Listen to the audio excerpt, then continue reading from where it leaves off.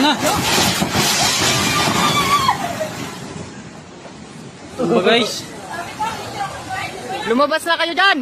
Yan na nga. Yan o, laki na ng kawang. Oh, gumuhong na o, yan o. Paano na dyan? Bumagsak na? Ayun na nga. Ayun na, bumagsak na. Yan, pinasok na. Abag mo. Ay, naglag na nga o. Pasok ka dyan. Napalabas na.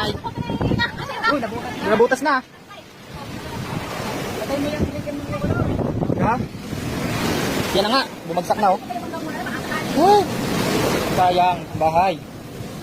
Bagong gawa ka lang. Yan na nga. Aroy!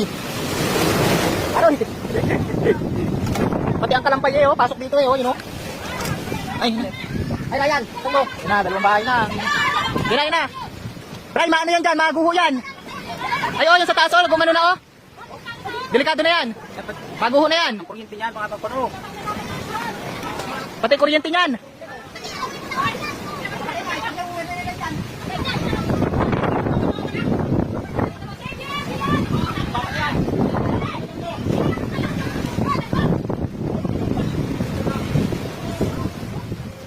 Yan na, hakot na. Ano kayo nalabas na ni Daryl? Nalabas na kanina. Kaya naman eh. Nadikas na yung mga gamit. Aroy! Daw. Yan na, upin na dito. You know? Dikas ang mga gamit. Dikas ang mga gamit. Lagiti ko, nagalagiti ka no? Ay, wala na mga gamit ako.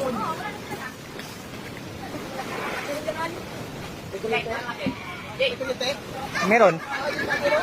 Delikado yan, kuryente na yan. Isa naman i-off yan. Saan yan papatayin? Sa kontador.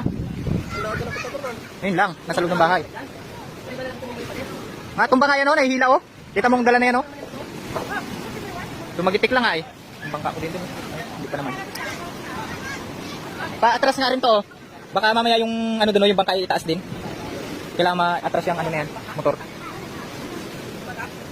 Oh, yung mga ano nga namin, mga bangka nandun na sa kalsada oh. Tumagilid na. Oh, rasak na nato sinito. Ana? Maguho na yan. Huwag kayo pumasok na dyan. Oh, ang dito, rasak na lahat.